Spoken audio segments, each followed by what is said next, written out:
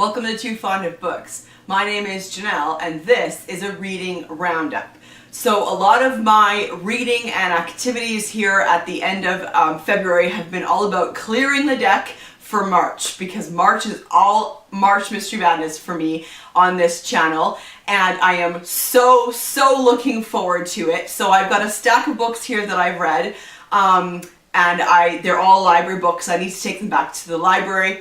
And so, and there's a lot here. So let's just get right into it. First, I'm going to insert, I pre-recorded 3 books that I had to take back to the library previously. So I'm going to insert that in here. Okay, I have 3 books that I want to tell you about because I have to take them back to the library this afternoon. It is still really cold outside and I don't want to go out, but I have a hold and that is at the library, and today is the last day I have to pick it up. And these books are already overdue, so I have to go. I have to go outside. But wish me luck because it is still so cold outside. Alright, so I read Buried in the Country by Carola Dunn. This is part of a series and I don't think I've read any others in this series. This is set in the early 70s in Cornwall.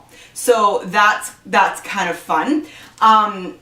Our main character is Eleanor, and she worked all over the world for an international charity, and she is now retired and living in this little village in Cornwall. She is asked by an old friend to come and help them. He has 2 people that he is bringing together for peace talks, and she is really good at negotiating and like kind of calming things down in tense situations. So she is asked to come. So it's highly secretive. She's not supposed to tell anybody where she's going, and they're staying at a hotel in the village, just outside the village of Tintagel. I think that's how you say it. That's the area where like kind of the legend of King Arthur grew up. So she agrees to go. She has a niece who is a sergeant, a detective sergeant in the area, and her niece is tasked with picking up one of these people and bringing them safely to the hotel and then staying around to ensure everybody's safety. So what's the political situation that is kind of bringing all of this together? At the time, the country is now called Zimbabwe, but at the time it was called Rhodesia, and it was run by, it had been taken over and is being run by some white guy called Ian Smith. Well, the two students that are being called for peace talks are both African college students from that country, who have slightly different political stances, and they're just trying to see if there's anything they can do to kind of prevent revolution or civil war in that country. And so, yeah, what's interesting, what I found interesting about this was I thought it would be far more about that political stuff, because that was in there, but the true mystery, the true plot of the story was about something else entirely. So her niece, Megan, Detective Sergeant, is kind of keeping an eye on stuff, and she notices 2 guys kind of pique her interest when she's picking up her student to bring to the hotel from the train station. And she kind of picks up on these 2 guys that really seem out of place, and then she sees them later at the hotel, and so she's really keeping her eye on these 2, and she's trying to find more information about them, and then keeping her eye on what they're doing. And so the kind of plot, the big thing that happens, the murder and everything, is connected to that, and you initially think that there's some connection to this political part of it, but there's not. And so yeah, that part was interesting, but all in all it was a good story. There was a huge section on the moors when they're chasing people on the moor, and it's dark and there's fog, and it was very atmospheric, and that was a really good scene there. So yeah, I think I would read more from this series. It's interesting characters. It's an interesting time period too. The early 70s brings some interesting things along with it. And so yeah, this one was not too bad. In the Dark by Cara Hunter. This is the second in her D.I. Adam Foley series. I did a whole video when I reviewed the first book in this series, but I liked this one a lot more than the first one. The first one even was still really good, but I really liked this one. So this is set in Oxford, and a man is doing work on a terraced house, and they're doing some work in the cellar and accidentally knock through the wall and discover a woman and a child who have been kept in the cellar of the house next door. And so the police obviously get called, and they discover that there is a man upstairs, an elderly gentleman who is in kind of early stages of dementia, and he claims to not know that there was a young woman and a small child, like 2 years old, in the basement, locked in the basement. They were locked in the cellar. So I mean, fascinating, right? So interesting. Now this is a series that is, she throws a lot of devices at this series, and I'm okay with that, but I don't need it to enjoy the story. I think she writes really compelling stories, even without all of it. So there's some first person with D.I. Adam Foley. It's all told in present tense. Then there's third person with the rest of the team. And I really like D.I. Adam Foley and his team. There's some interesting dynamics and relationships there. And then she also uses all this multimedia. So she includes text messages and online news reports. And this is the transcript of a TV show about, the program was Great Unsolved Crimes. So you get that as a transcript. You get sometimes witness statements, and you get a lot of that peppered throughout the story. And frankly, I could take it, I could leave it, it doesn't really matter to me. But the story in here was so good. It went in directions I was not expecting. The ending I was not expecting. It was really, really good. And then finally I read The Tenent by Katrine Engberg. This is set in Denmark, and it was translated from the Danish by Tara Chase. And this was published very recently, I think, 2016, and it was translated in 2020, translated into the English in 2020. So this is set in Copenhagen, and our main character is an Inspector Yep Corner and his partner Annette Werner. And so I can count this book for my Around the World Reading Challenge, which is fantastic. So I can check off Denmark, which is great. So a young woman is discovered murdered in an apartment building, and they have to investigate. And it was really good. So Yep is, he's back to work after a pretty hard divorce, and he is still not doing too great. His partner Annette she's hilarious. Like, she has like no patience and a very short trigger, but I don't know why. Like, she seems to have this like steady home life and whatever, but at work she has like zero patience for anybody and a really short trigger. And so she was kind of just hilarious. The two of them together were pretty funny. And so they have to investigate this, the death of this girl. Well, the landlady, who also lives in the building, is a retired professor, retired teacher, who is currently writing a mystery, and is like stunned to discover that the murder in her building mirrors the murder in the book that she's writing. So yeah, it was good. It was really interesting. Great characters, good plot. the ending was good. I didn't put all of it together. I put some of it together, but not all of it together. And it was just a really good, solid police procedural. You really did follow the police officers through the ups and downs and the frustrations of a complicated investigation. So yeah, I would definitely read more from this author. I believe this is her debut. Yes, it's her debut novel, and it was solid for a debut. I would totally read more from her. All right, so that's those three, and now I've got to go to the library. So I will see you later. All right, well, let's just dive straight in. One, this book, I can't count it as read because I didn't actually read the whole thing. Most of it is recipes, but this is England's Heritage Food and Cooking by Annette Yates. And the reason why I picked this up, first of all, because it has cool photographs, which I liked. But what I really liked was the beginning section. She talks about the history of eating in England, which was fascinating, that section.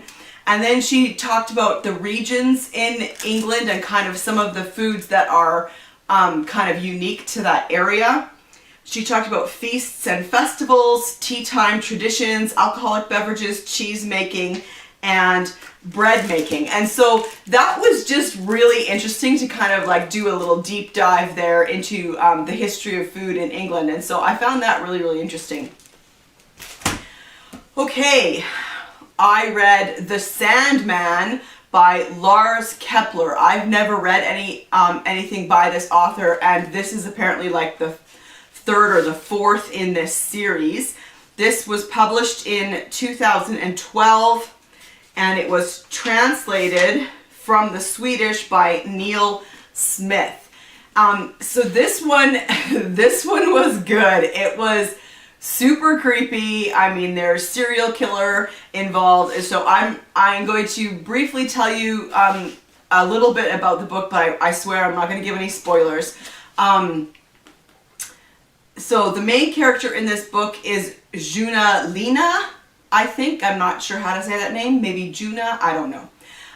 He is a detective on the police force, and he has already been hunting a serial killer, and they captured him and put him in jail. And because this guy was like super creepy and for various reasons, he actually got sent to a psychiatric facility where he is under special regulations. And so they thought that that was all done and dusted. But then one night in Stockholm, a young man is found suffering from hypothermia and Legionnaire's disease. And they discover that he is the grown-up version of a boy that was taken by this serial killer.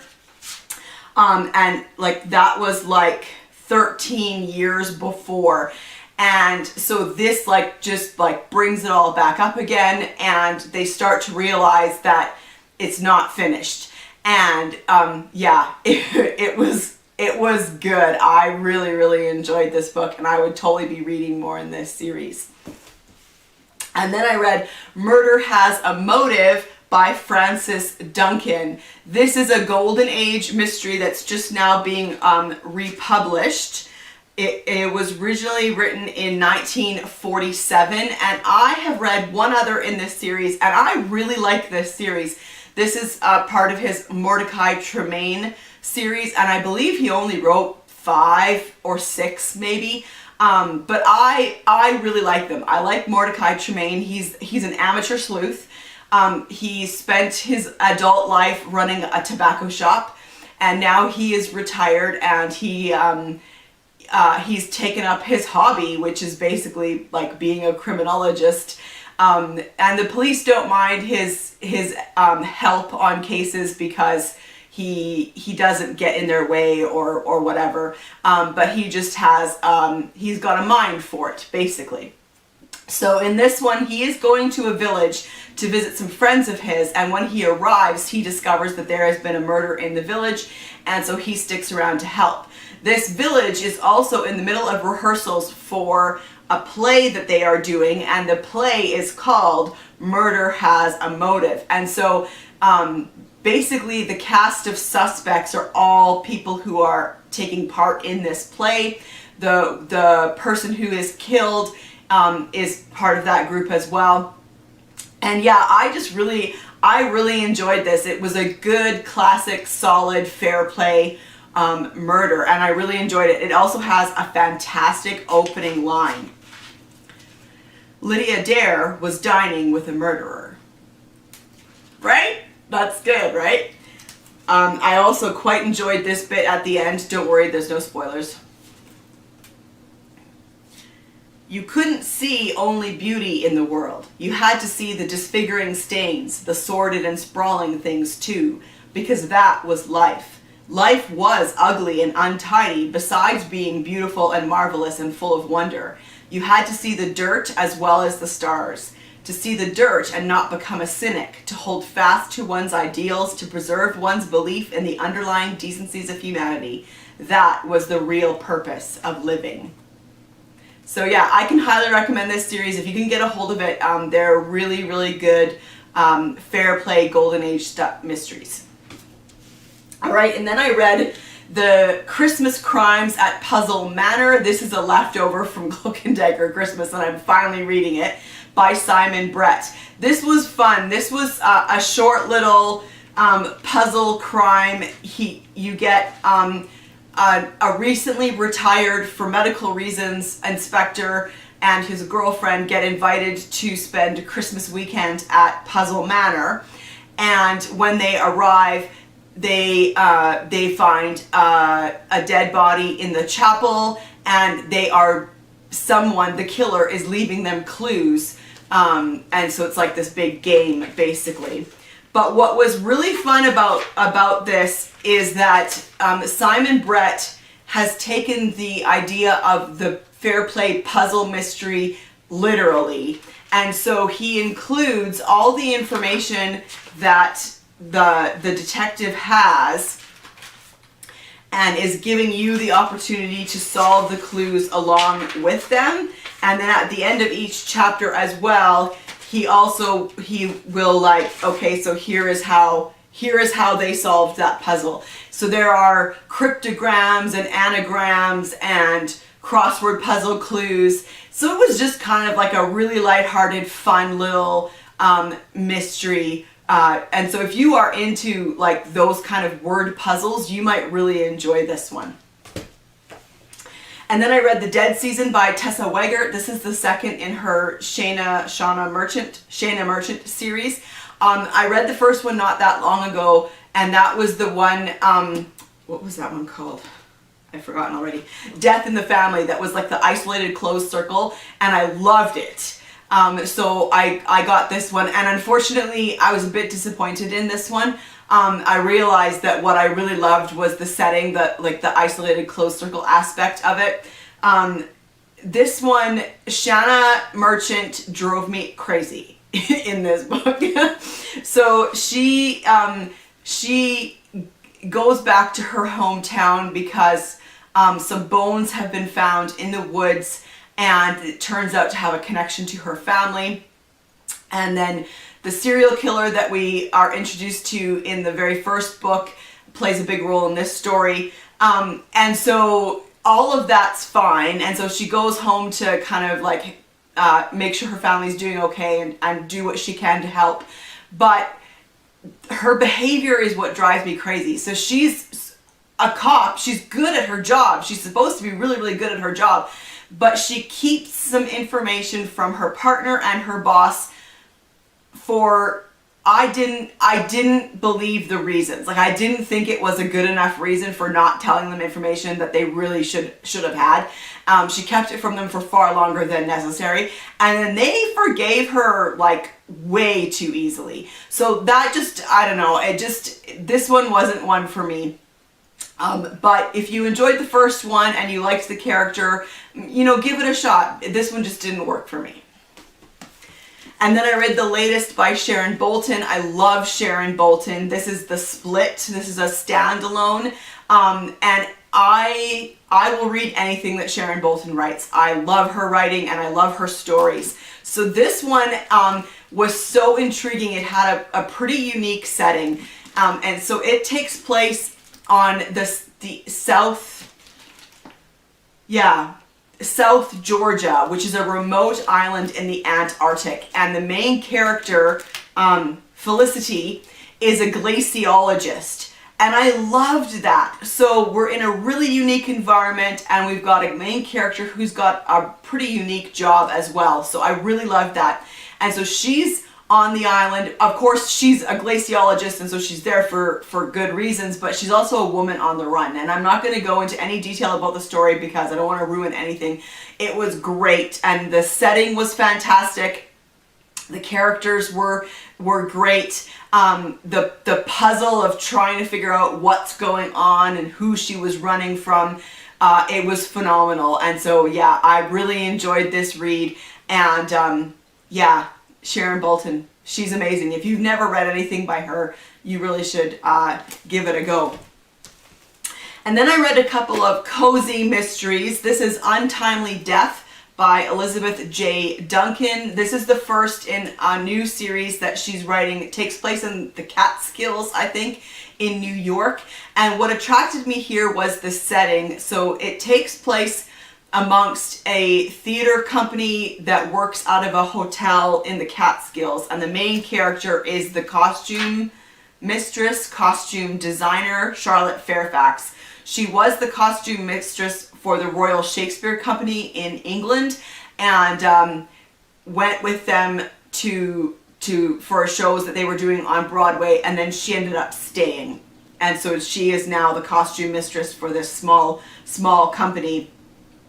And they are putting on Romeo and Juliet. So I liked that we were in the world of the theater, and I liked that we got a lot of Romeo and Juliet references and quotes. All of that I really liked. But the mystery itself, and especially Charlotte, I did not like. So I only gave this one 2 stars. She's the kind of amateur sleuth that drives me absolutely crazy.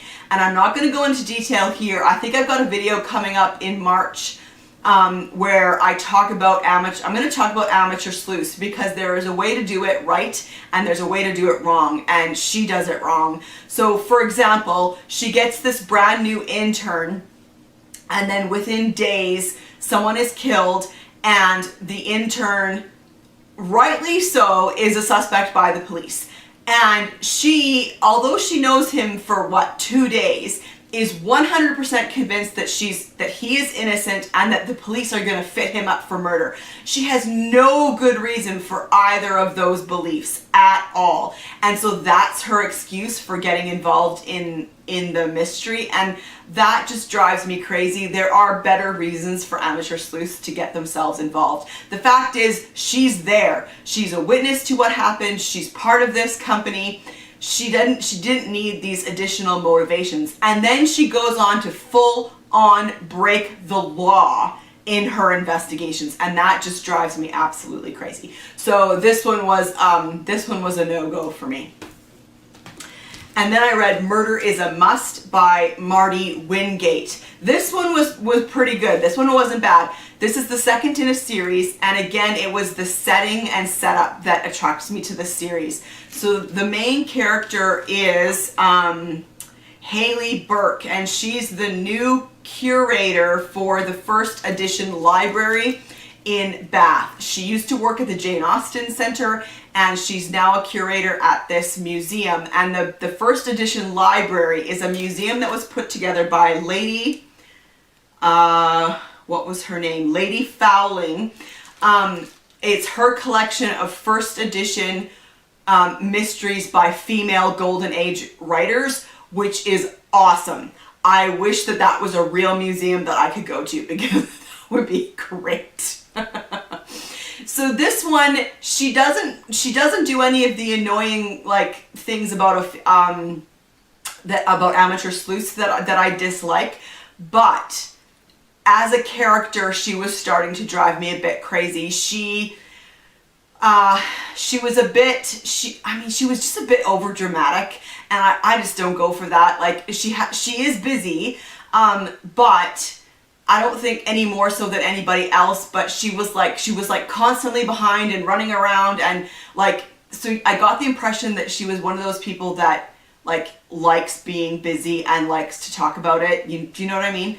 So I didn't like that. And then I didn't like all of the extraneous relationship drama stuff in the book. Like, if they had just stuck with the library and, you know, what was going on there, I would have much preferred that. So she's trying to mount an exhibition, and she discovers a letter that seems to indicate that there should be an edition of Dorothy L. Sayers' Murder Must Advertise that is signed by all the members of the Detection Club. That should be somewhere in the collection, and they want to use that as the centerpiece of their exhibition. So first of all, awesome, that sounds really cool. And then of course somebody dies, and you know, the story continues. She is not a mystery reader herself, and she hasn't read really any of the Golden Age writers, and that's actually very clever on the author's part, because that's a pretty niche area, and not everybody has read Golden Age, and not everybody is familiar with the Golden Age writers or the books that they wrote. And so by making the main character also somewhat unfamiliar, she's allowing, you know, it makes sense that she has to ask questions or find out what certain books are about or whatever. So that's very clever. Yeah, but this was a 3-star for me. It was good. I'll probably read more in this series if they come out, because frankly, that setting is just awesome. So that's it. That's what I've been reading recently.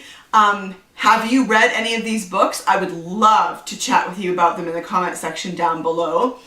Also, let me know, is there anything about amateur sleuths that just drives you crazy? So I realize I went on a mini rant, but like, is there a type of amateur sleuth that you prefer, or is there a type that just drives you crazy? I would love to talk about that in the comment section down below too. And I will see you for another video soon. Bye.